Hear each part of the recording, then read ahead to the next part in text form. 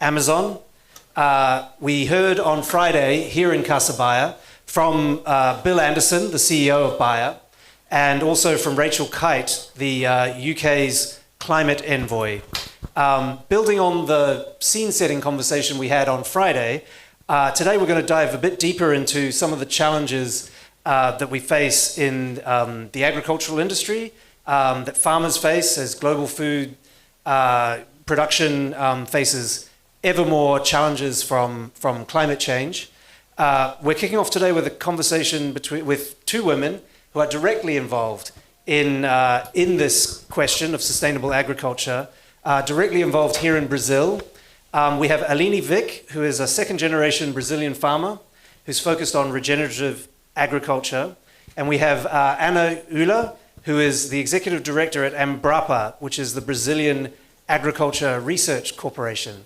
Thank you both so much for being here. I wanted to first talk a little bit, Aline, about your background, because it's really fascinating. You're a farmer, but you're also an economist. You co-manage your family farm, Fazenda Estancia. I'm probably saying that wrong. You can correct me. It's an 1,100 hectare farm in Sao Paulo state, correct? So you studied economics, then you worked in banking in Sao Paulo, but in 2018 you went back to your hometown to run your farm. So maybe you could start by telling us a little bit, what is your daily life like on your farm? Like, what does it look like? And then I'd be very interested, do you ever miss banking or being an economist? But tell us first, what's it like on your farm? What is it, paint us a picture. Okay, so first of all, thank you for inviting me. Thank you for having me. I've never imagined in my life that I'd be working in the farm.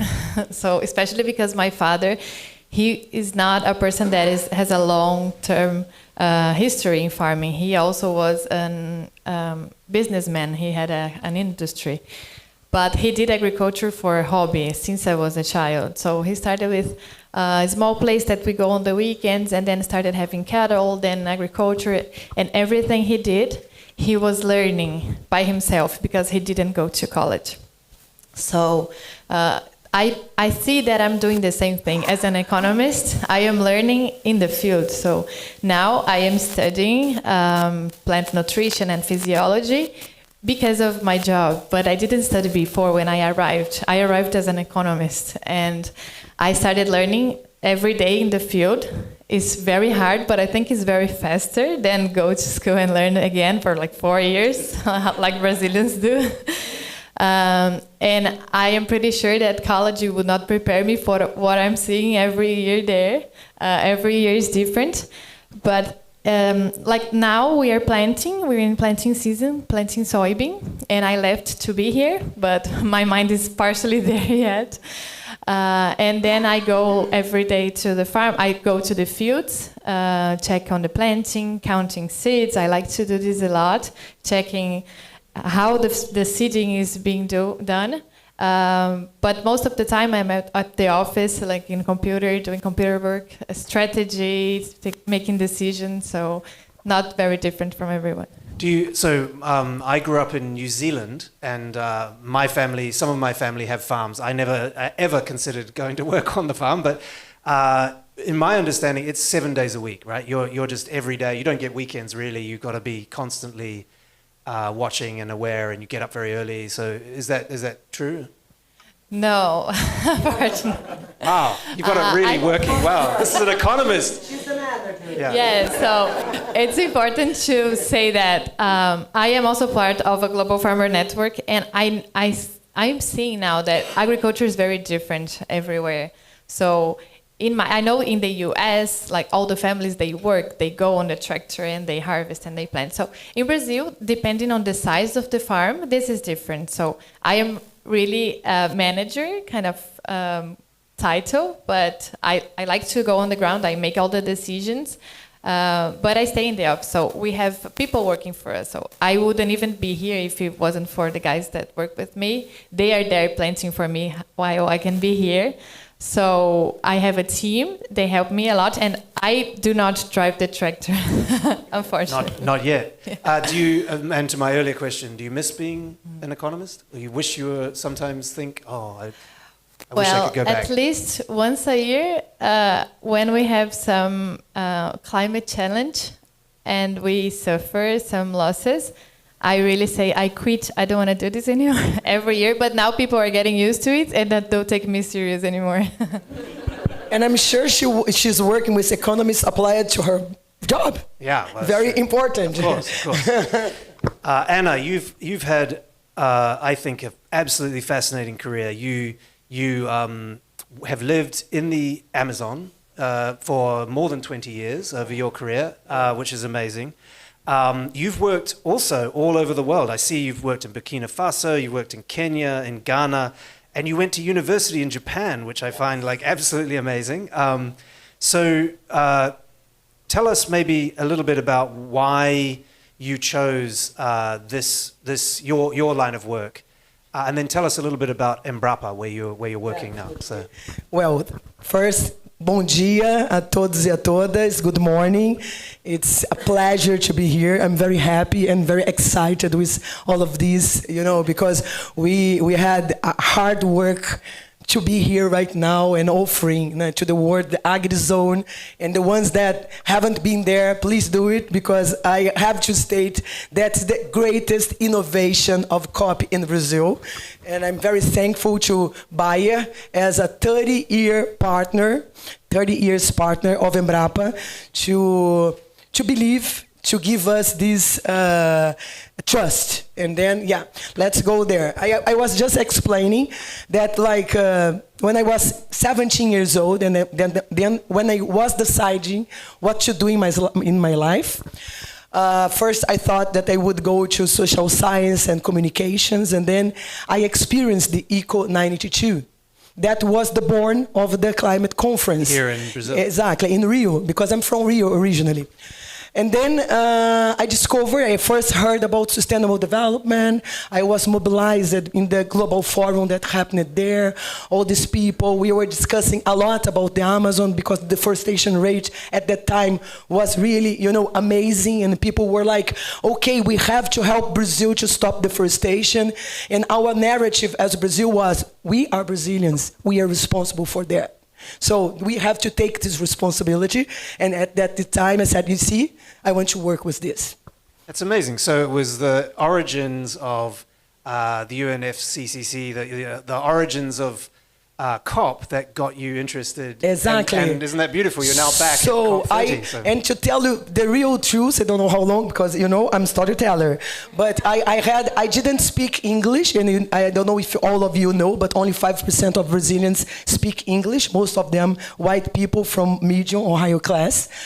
And then but at that time, even though I'm from a middle class family, I couldn't speak English, but I was always amazed with this possibility of have international, especially from the 92, because the word was there, you see. But I had a friend that was official volunteer at the ECO 92, and I was every day there in the global forum. So I used to say that I was also a volunteer because I was trying to guide people and so on.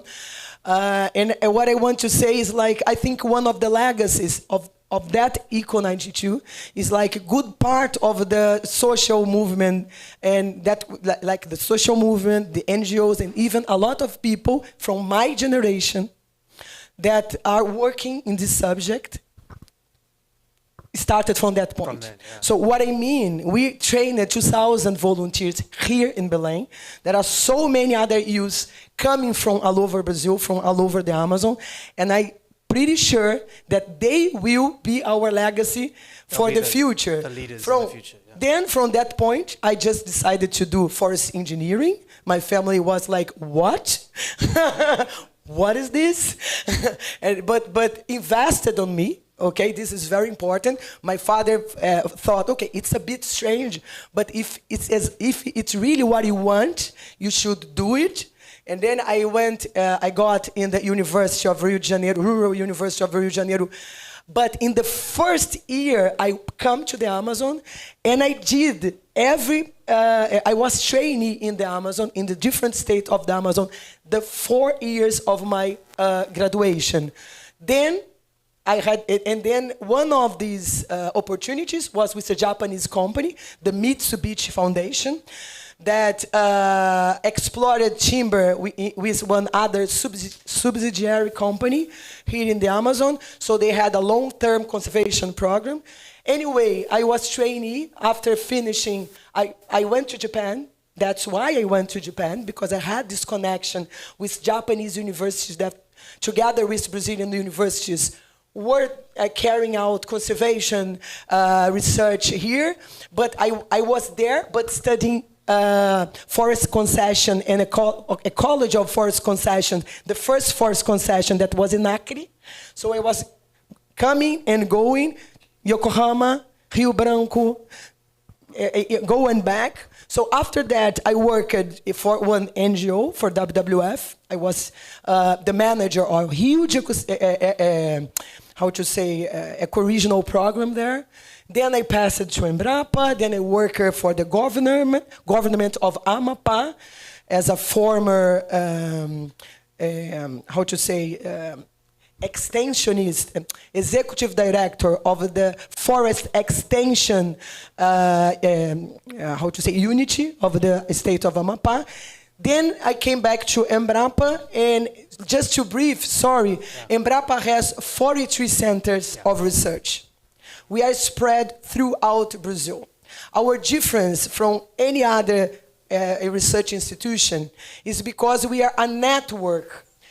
We are in almost every state. The only states that we do not have research units are Rio Grande do Norte e Espírito Santo. But even in this state, we have mixed units of research along with local research institutions. So we are all over Brazil. And to finalize, yesterday I was talking with the executive director of Toyota.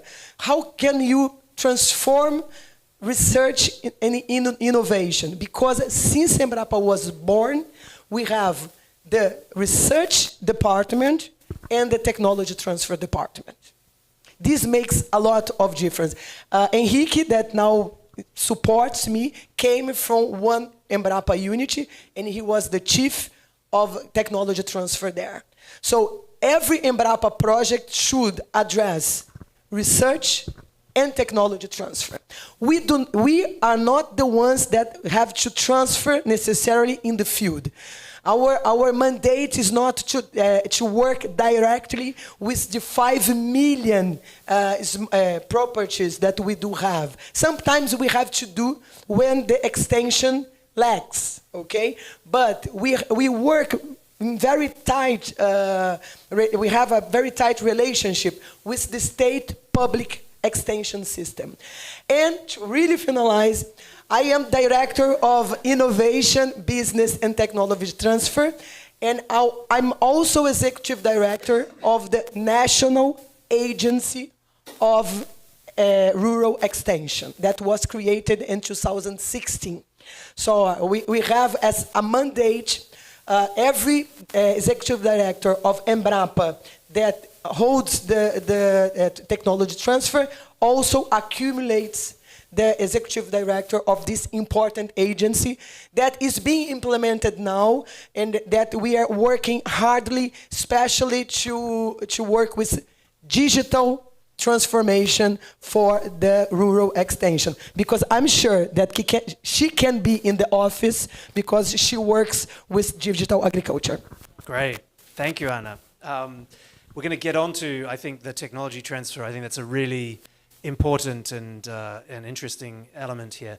Eleni, you have talked about agriculture as part of the climate solution, not just part of the problem. So how did you come to this conclusion, and how do you think of your work as a farmer in terms of solving climate problems rather than just sort of reducing the harm? So at the farm, we do regenerative agriculture, which is actually agriculture, but we need to reinvent or to communicate in a different way, because we have not new, but sometimes old approaches, old techniques that maybe they fell out of vogue and are coming back now, like no-till, depending on the reality of your farm, of course. But some of the techniques that we do, and Brazil is like a role model in it, is like no-till, crop rotation. We actually call root rotation, because it's not only to change the crop above the soil, you need to change the roots under the soil, because you need to invite different kinds of families. My friends, the microorganisms that live there, I need them to produce more and more. I need them to do like all the chemistry and the talking they do with the roots, so I can have yield. So I am not an NGO, I am not a company. I need to have a profitable business. Otherwise, I would not be here next year or the following one. So we saw that we need to change our practices from the traditional agriculture, and now the name is Regen Ag, but regarding carbon and being part of the solution, all these minor changes make a huge difference. So I am a small farm here in Brazil, comparing to other size of farms, and doing all these small changes that I am not even an expert, I'm not even a scientist, I could do these changes in my day-to-day, that now we have some numbers. Our carbon footprint for soy is 60% less than the national average, and our carbon footprint for corn is... Thanks, but we have all this data thanks to our partnership that we have with Bayer, the Bayer Forward Farming, because I have the data, but I am working in the field every day, and I wouldn't be able to gather all this data and present to everybody, but we have been doing this. We say we do Regen Ag for 4 years, not more than that, even though my father used to do no-till for 10, 15 years, and also crop rotation.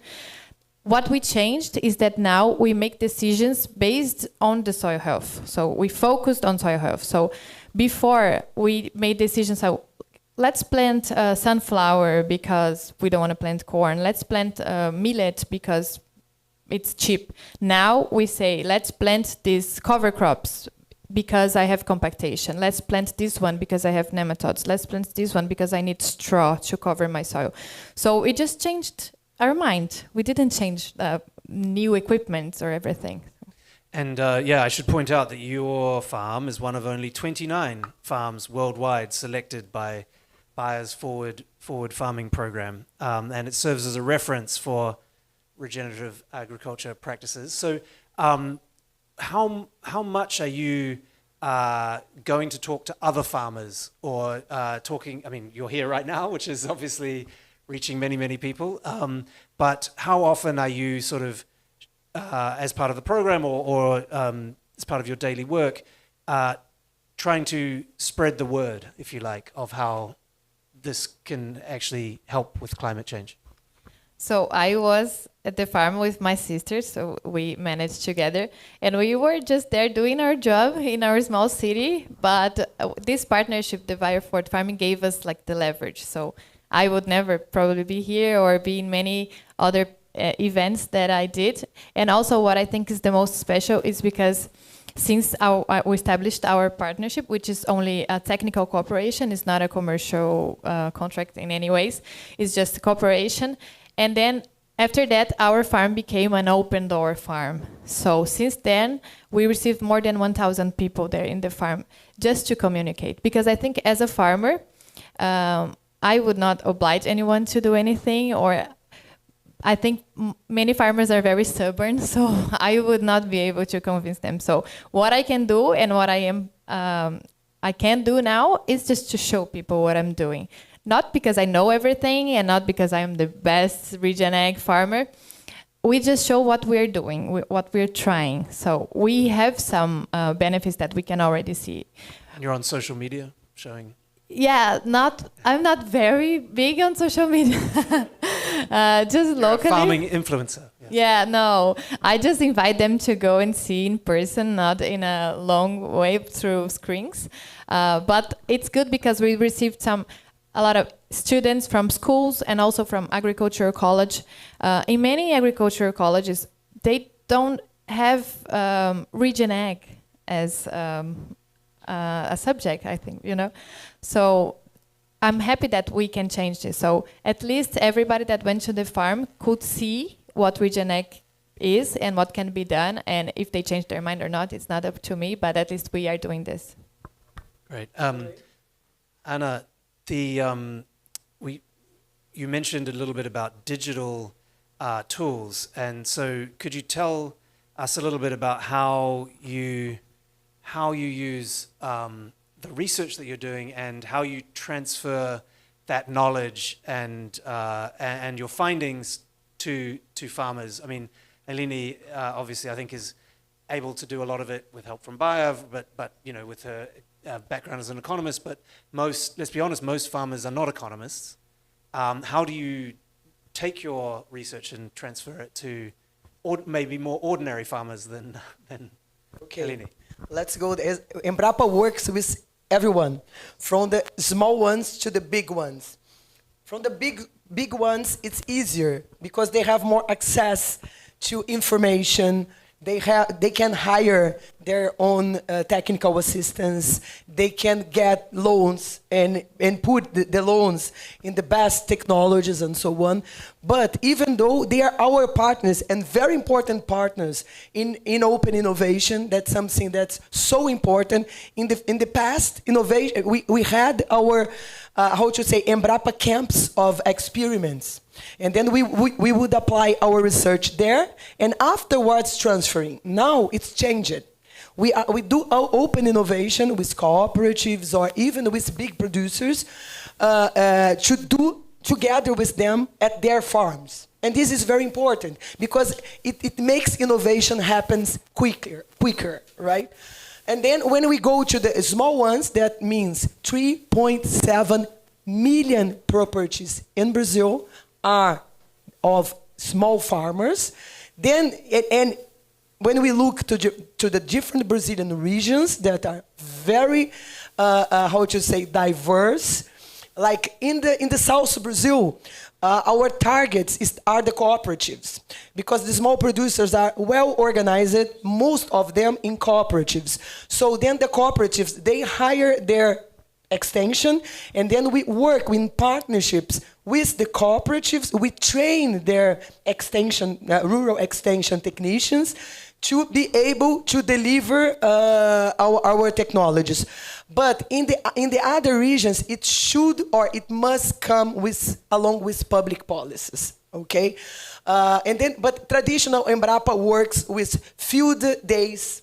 That we gather a lot of, producers to see, as she said, it's not only to broadcast. They have to see, they have to touch, they have to exchange and say, okay, in the end of the day, you are in red or you are in green. Now, in terms of economics, exactly. We say São Tomé. Now, it's the São Tomé politics. If you don't see, you have no credit. So we have these, but then we are going to the DIG. Since especially the pandemics, a little bit before, Embrapa is investing a lot in free online courses. So if you go to Embrapa platform, we have now 200 courses in the different production chains, from customized for different regions, how to produce dairy, how to produce manioc, how to produce mango, how to produce all the main crops and products of Brazil you can find there. Then we scale it up. Now we have a hub where we use artificial intelligence to translate to one, understandable language to technicians, field technicians, and even what we say, alphabetized farmers. Alphabetized? Literate in the digital literate farmers, everything that Embrapa has for different subjects. So now we have 17 different, we say, até mais digital hubs. And then you can go there, 500 questions, 500 answers, videos, we say also customized modules of capacity of teaching, and then we went to another stage that now we have the digital agriculture territories, and then there it's like Embrapa and a bunch of partners, banks, other universities, and so on, to provide everything, to provide the connectivity, because without connectivity, even though we offer the best content, it's not. It can't reach. So we can discover for the different regions of Brazil what is the best tool and cheaper one, because we cannot pay forever. No? And actually the project do not pay. What is the connectivity tool? And then what are the tools that we in Embrapa have to transfer to them? How them can be connected to the best markets, to the best public policies. So then the digital brings the governance for agriculture in the field. And usually our hub or our main partner is a cooperative or association of producers. And just to finalize, with the Ministry of Agrarian Development and Family Farmer, we are offering all of these tools to launch at up to the end of the year one national program as public policy for the ministry offer digital transfer tools for agriculture knowledge transfers to address it to the medium and small farmers and properties in Brazil. Okay, thank you. We've almost run out of time, but I wanted to ask you, Eleni, when you look and think about all of the different technologies or practices or ways of dealing with climate change, what do you see as the most promising technology or practice that you're looking at or that you're thinking about that can help with the goals of COP30? And giving us some tips. Well, I don't think I can choose one. I'm a huge fan of technology, as you said. We can run, I'm planting now 800 hectares of soybean with 6 people and 2 planters. So thanks to technology. But just this, there's a variety like GPS, autopilot. We have like a system that already do the maneuvers of the tractor so we can be faster, less maneuvers, less diesel, and of course less emissions. We did last year planted a graph in the soil that showed that we, as Brazilians, we know this, but I will say it, we don't need more land to produce more. And then we did, in the field, we planted corn, and all the parcels reducing the size. So in the 1930s, we needed 54 meters of corn planted to have 1 bag of corn. And in 2020, it's like 2 by 2, 3 by 3 square, so we can produce the same bag of corn. And all of this is because of technology. So since GMOs or fertilizers or genetic addition, the fertilizers, one thing that we did to reduce our carbon print is just changing the fertilizer, the source of nitrogen. We cannot produce without the nitrogen. The plants need it. Like food for us, we need it. So the plants need nitrogen, and all the farmers use it. But we changed one kind of nitrogen to a different source, which is nitrate. This one has a very smaller emissions of CO2. So this is a small change that we did, and also changing, maybe using one fertilizer that I would not need to enter one time again in the crop. So every time I enter the crop with the tractor, I am emitting, unfortunately. But then we can take one when we use a different kind of fertilizer. So many technologies. One thing that I am using and that I really see that can be like groundbreaking is the located applications. So something that bothered me when I arrived in the farm, not an agronomist, I said, why are we applying things in the whole crop when I just need to target something, like target a weed or target a bug, and I apply in the whole crop? This does not make sense. So now we already have the technology, so I can use a drone and see where the weed is and only apply the herbicides there. So we are trying this already. This technology is starting to be commercial now, but I think that in some years, I don't know how many, 5, 10, this would be the only way. So this would be the new agriculture. And that's what I hope, that we can call Region Ag just agriculture, because everybody's going to be doing this. Okay, we're really out of time, but I want to just ask you one last question with a very short answer, please. What is your, what would you like to see from the negotiators here at COP30 over the next, they're here for the next nearly 2 weeks. What is it that you want to see from them? Maybe, Anna. Not for me or for her? Both, but short answers. I am very happy. I was like emotional yesterday to see Embrapa. Thank you, Embrapa, for everything that they do.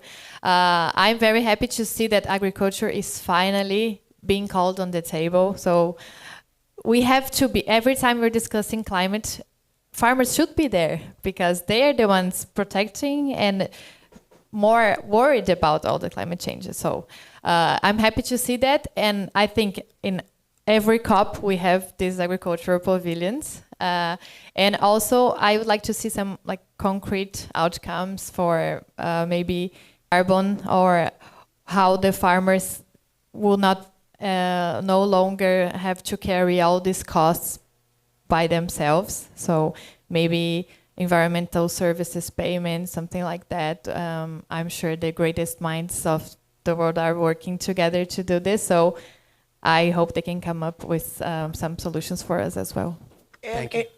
From my side, I think for the COP of the truth or the COP of implementation, the subject is finance. And it's important to put research as part of the climate finance, because there is no future for agriculture if we don't have monitoring of the effects, if we cannot predict what are going to be the effects, if we can give quick solutions for the adaptation, and if we can work in the long time in mitigation. So it's needed, it's important, of course, the commitment from the governments and from the private sector that's placed here, in terms of we need finance to science and research applied to agriculture. And this I think, I expect that can be one commitment. We have already the Sharm el-Sheikh platform. It's already on. Now the countries and the private sector should look at this and say, okay, we have good examples, I want to support it. And for us, we want really to place another narrative, that agriculture is part of the solution, right? And we do have right now part of what can be applied now. That's why we call really all of you that are here, that are with us at the AgriZone, let's offer to the world what's our agenda of action. We can do it from our side, and then to be an example to the other ones. There you go. That's a nice optimistic message. Thank you so much to Anna and to Aline. Thank you very much for being here and for sharing your views with us. So yeah, thank you.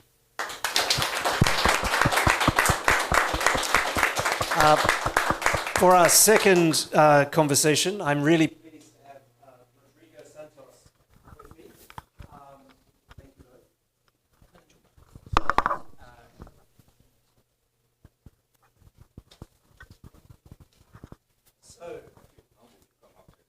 Yeah. Can you hear me? Yeah. Yes, great. So Rodrigo is a Brazilian native. He's the member of the board of management of Bayer.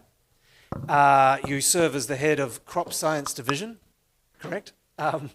And you oversee Latin America and Africa on the board of Bayer, and you have 25 years of experience in crop science industry. So Welcome. Thank you so much for joining. Thank you for having me. I really was amazed by the conversation that you had here with Anna and Aline. That's great. Really great. Great to be here.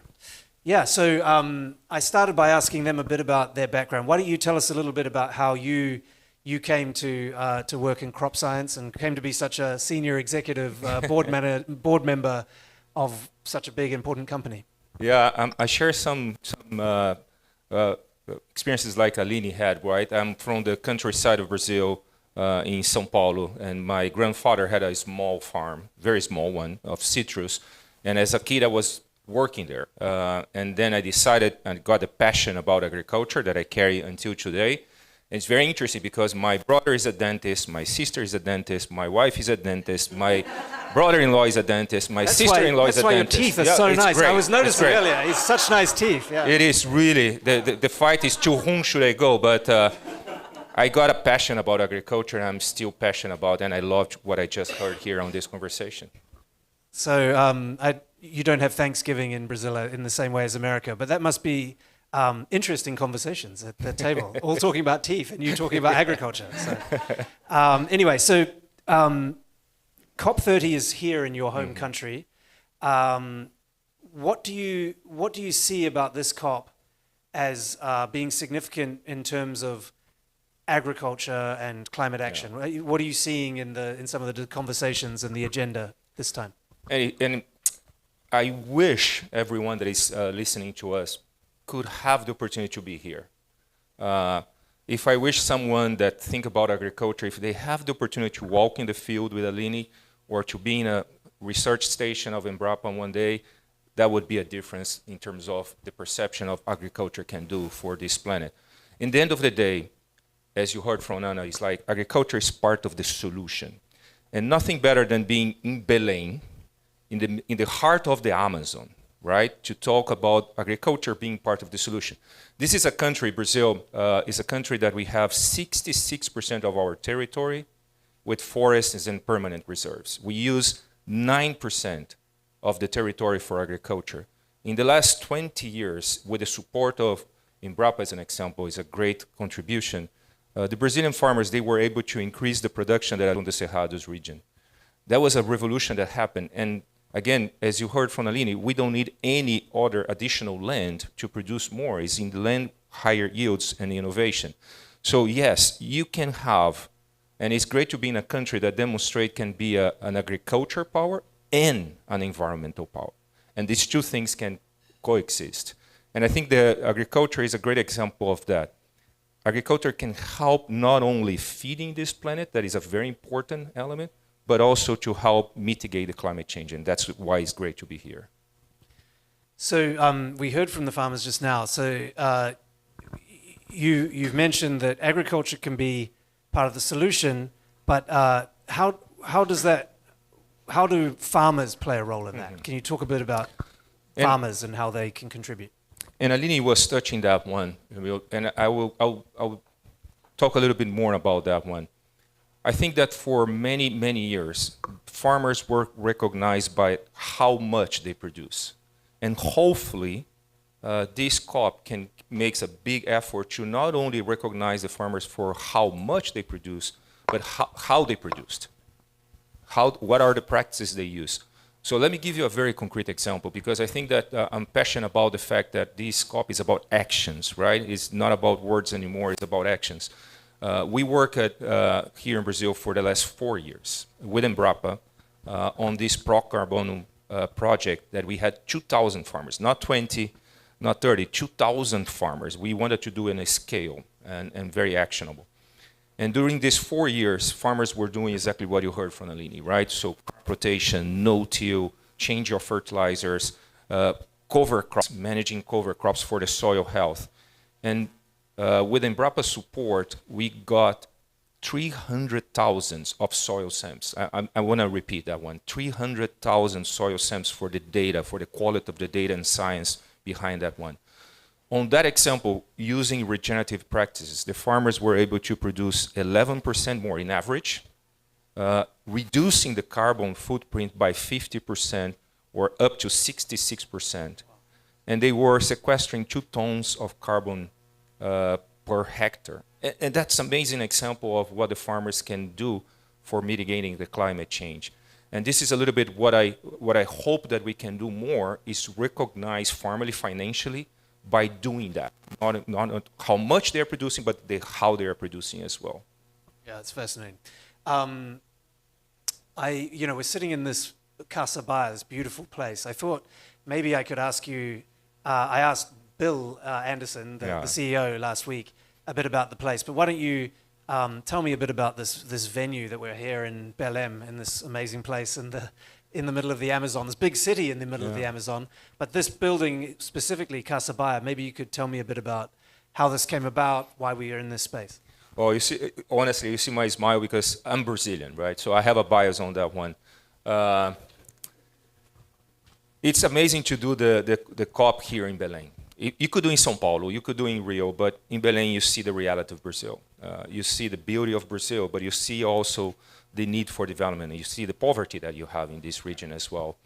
And one of the things that I'm very proud of, I'm living here with a heart fulfilled because this Casa Baia, when the team decided to do this, was like, well, we're gonna have the COP, we're gonna be there. Instead of renting an office, let's do what they did here. Casa Baia, 250 kids here. They live here every day, and the investment that we did to renovate here, to be able to be safer, better for them to enjoy as we live here next week, it's amazing. So this is a legacy. I'm glad that, I don't know, after 5-10 years, if you come back to Belém, you're going to see Casa Baia. The kids will be enjoying here every day, so it's amazing to see here. Yeah, you can't see it online, but what it is it's an old mansion, beautiful old mansion with like really stunning design, floors, everything. And what happened is, I think Baia about last June, I guess, took over the building, totally renovated it. It was a community center. Yes. Already for children to come and study and for people in the community to come and do classes. Baia took it over. You've taken it for one whole year, I think, and fully renovating and using it for the space during COP. But when you leave it, you'll leave it back to the community, back to the children to come, and it's going to be a legacy of COP and of your company, which I think it's really charming. It's a wonderful little space. Thank you very much for helping me describe this one. I was probably emotional here, and I was not able to describe it as good as you did. Thank you very much. I'm an editor, so I just summarize. That's all I do. I take brilliant thoughts and I summarize. So other people's thoughts. Let's talk a bit about innovation. How do you think Baia can help with the innovation and the technology for farmers like Aline, for entities, government-backed entities like Embrapa? What is the role that you as Baia are playing when it comes to technological advancement in this area? So Jamil, we believe in science and technology, right? So we believe innovation is a core element to produce more and restore more at the same time. Again, helping the farmers to produce more in the same hectare they have, that is a key equation for us to feed and to mitigate climate change. So we are investing heavily on innovation and science and passionate about the work that we are doing, like the Pro Carbono that I mentioned here in Brazil, or if you go to Asia, I was recently in Asia, that we have the direct seed rice. Has a massive impact in terms of environmental impact, in terms of water and also emissions. You have we are working to launch the short stature corn that will really change the way that farmers are producing corn as well, and so many other innovations. Another great example that I was very excited during these days here in Belém is the agreement that was the 4X Belém, now signed by 20 countries until yesterday. I hope that more will sign, but it's how then can produce 4 times more of sustainable fuel. And we are working with some crops like camelina, cover grass, that is a new cover crop, canola, and even corn for ethanol in the second season here that can really help sustainable fuel for aviation and for other sectors as well. So a lot of innovation that is a core element of this transformation for the future, for sure. So innovation tends to work best when you have cross disciplines and you have meeting of different ideas, and that sparks new ideas. What do you think what are the most important partnerships or collaborations that you see in order to meet some of the goals that people are talking about here at COP30? That's a wonderful question, because this is probably, if you take me, one key conclusion of being in COP or in different forums, is about that. There is no company or public sector or NGO can do an impact by itself. It's all about partnership and collaboration, right? It's how you have different companies sitting together with the public sector as well, different NGOs, and to make impact for large scale. That's the core element. So we have a lot of collaborations, we have a lot of partnerships, we have more than 100 partnerships in different countries. The examples that I gave here is a good example, but we have others, because again, every company by itself will not have the impact that we need for helping the farmers. We need to have those partnerships in place, and we want to expand that one. If you ask me, my hope that we have more partnerships and collaboration than we have. That's it. Rodrigo, thank you so much for taking the time. Thank you for having us here in Casabaya. Thank you very much for having me. And enjoy COP. Thank you very much. Thanks, man. Thank you. Now I'm going to invite up Jim Andrew. Jim is the, how are you? Good to see you, Jim. Jim Andrew is the Executive Vice President and the Chief Sustainability Officer for PepsiCo. You've been in this role, I think, since 2020, Chief Sustainability Officer since 2020. You joined Pepsi in 2016. I was asking where you're from. You said you're from Chicago. I said, where do you live? And you said, I'm traveling all the time. So I know the feeling a little bit. It's really great to have you here. I'd love to hear a little bit about from you, as we've just done with the farmers and with Ana and with Rodrigo. Tell us a little bit about how you came to be Chief Sustainability Officer for one of the biggest companies on the planet. But how did you get there, and what was sort of the thing that brought you to this moment? Yeah, it was never on my career plan, but I've never had a career plan, so that's okay. It was really, I'm a business guy. I'm a strategist. I've run big businesses in PepsiCo and others. But the chance to, under our current CEO, Ramon Laguarta, he asked me, hey, you helped me build this strategy. Now I want to put sustainability. And PepsiCo's been working in the area of water and agriculture and all for many years, decades. But I really want to put it right in the middle of the strategy we just got done building, and you're the guy. And I don't know if I was being told or asked, but it was a great opportunity to be able to do something really important at a company and for a leader that really cares. So that's how I got there. I've never looked back. But really, at PepsiCo, we really said, how do we put sustainability squarely in the center of the strategy for the company? So it's been a great ride. I'm going to say something mildly cheeky. Bill Anderson, the CEO of Bayer, is also the Chief Sustainability Officer. So maybe that's a positive omen for you in your future career. I think PepsiCo's well set. Thank you. Yeah. Anyway, I don't want to get you in trouble. What are you looking for yourself from this COP? When you're thinking about like what's being discussed and where the negotiations are headed? What are you really hoping from in a couple of weeks when it wraps up? Well, I think it's been said by the previous panels, which is it's a unique opportunity for a country, a presidency, to put agriculture, bioeconomy, food systems, and the things related around it, around agriculture, regenerative agriculture, water, squarely in the center of the climate discussion and the negotiations. So that to us, people think of PepsiCo as a very large beverage company, and of course we are, but we're actually a much larger food company. We're about 60% food.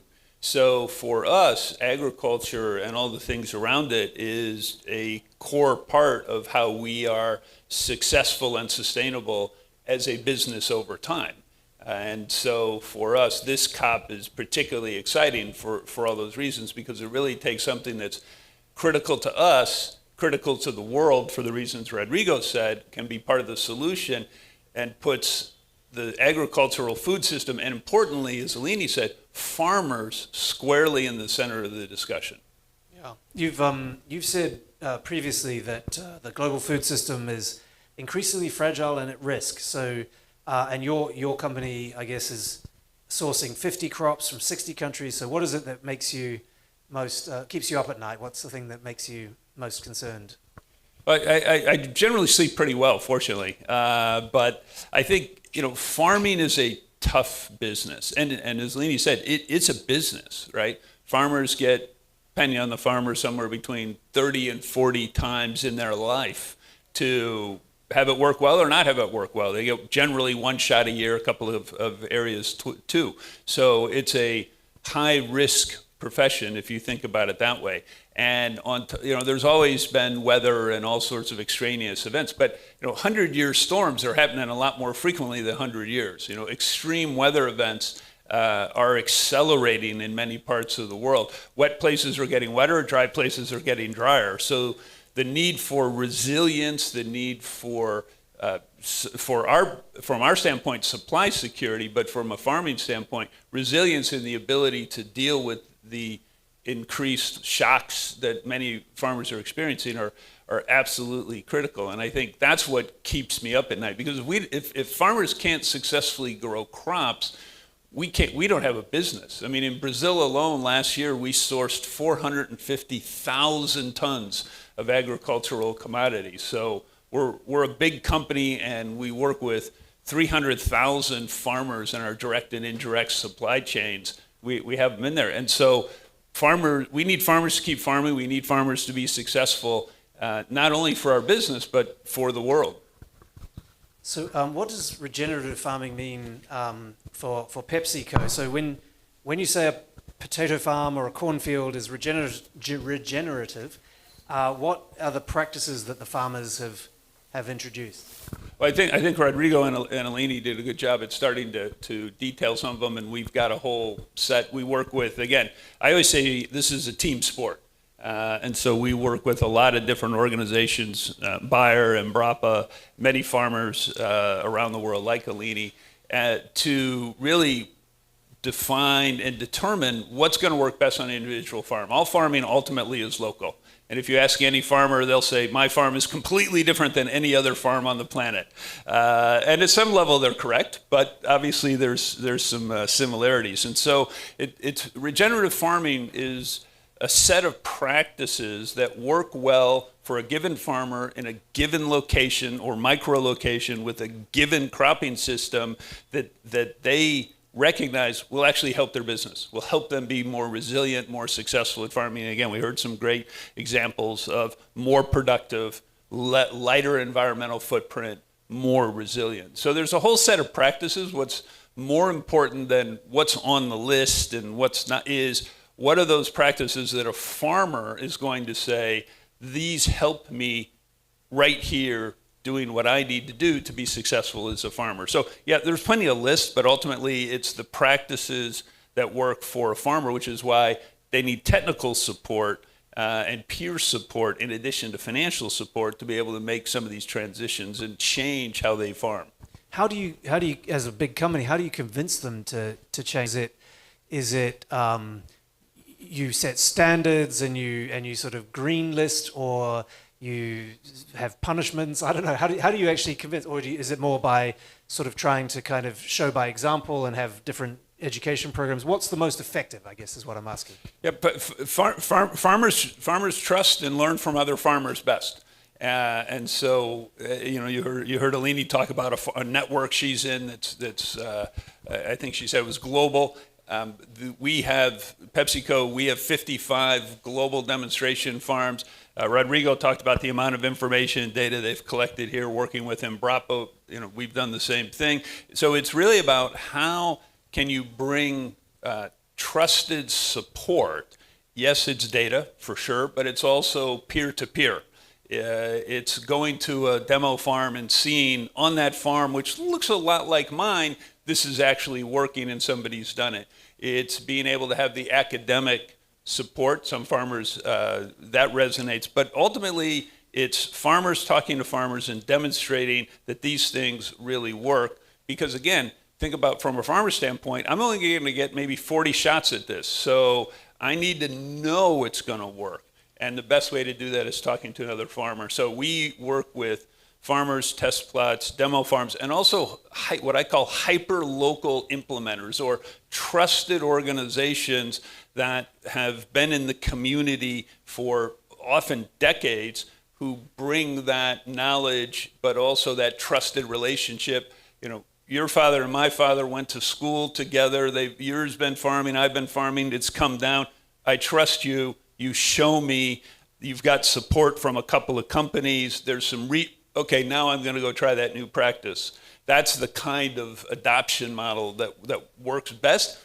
Honestly, it's probably the only adoption model that actually works at all, but certainly the one that we found. It's kind of what Anna was best. saying in the first panel, is like you have to feel it, you have to see it, otherwise it's just... Right, exactly. Yeah.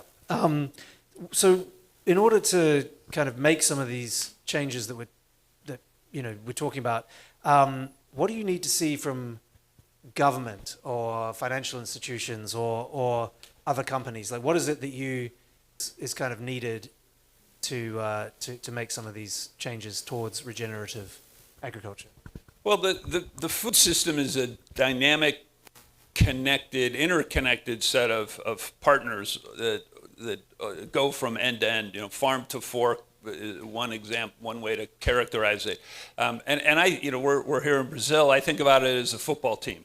You know, there's a whole set of individual players, and they all have their part. Some are trying to put the ball in the net. Some are trying to make sure the other team doesn't put the ball in the net. You've got referees to make sure that the rules are fair and that they get enforced. You know, so there's a whole set of players. What we need is, I think, two things. One, everybody to play their part, but to play their part and not try and play somebody else's. So the defenders, you know, occasionally are going to score a goal, but usually they need to stay back and make sure that the other team does it. I think the same thing is true for players in the ecosystem. But ultimately, I think the most important thing is we need to get better aligned around what it is we're trying to do. And in this case, I would say it's we know what practices work, and we know that regenerative agriculture works. And again, you heard it from Eleni. And people say, well, how do you know it works? And I'll tell you how you know it works. Farmers do it. Farmers adopt. Last year, PepsiCo, we had 3.5 million acres around the world of acreage that farmers who grow for us have adopted regenerative practices on. They don't do that because it's interesting. They do that because it helps them farm. And again, you heard Eleni. So we know what works. The question is, how do we adopt these practices at scale, at a much, much more larger scale than we have, and also at an accelerated rate. It's not about getting faster, it's about getting faster. It's the second derivative for the statistical folks in the room and on the video. We have to get much better aligned around the goal, and the goal is not what does any individual player do. The goal is win the game. And in the case here, I think it's about how do we create a more resilient food system? How do we adopt regenerative practices at scale, farmer by farmer, in a way that works for them, helps them be more resilient, have a lighter environmental footprint, and be able to withstand the climate checks, while at the same time, as we said, grow more on the acreage, the hectares that we have, because the world needs more food. So it's those things. But we all need to get lined up around that. And right now, whether some governments are, some aren't. Financiers haven't built purpose-built industrial strength transition products and instruments to actually help do that. I mean, a farmer that has adopted regenerative practices is more resilient, lower risk, and generally going to have higher yields. That's a bankable proposition, and yet there's far too little financial engineering, and I say that positively, financial engineering going at how do I develop specific instruments that will help farmers like Eleni make that transition. Also, smaller farmers, the very largest farmers often have the capability, but there's a whole set of farmers that need that financial help. Companies like us, like Bayer, like others, we can only fund so much out of our and we're a very large funder of those things, but we need the entire ecosystem to get much more aligned, and that's where governments, financiers, NGOs, all can step up and play a bigger part, as well as the companies that aren't doing things today. Jim, thank you so much. We've run out of time, but it's great to see you here, and thank you for everything. It's wonderful. Thank you all for watching. I'm Jamil Andolini, Politico's Regional Director for Europe, coming to you from Belém in the Amazonian rainforest in Brazil. And thank you again to Bayer and for having us here in Casa Bayer, this beautiful venue. Thanks, Jim. Thank you. Thank you very much. Thank you.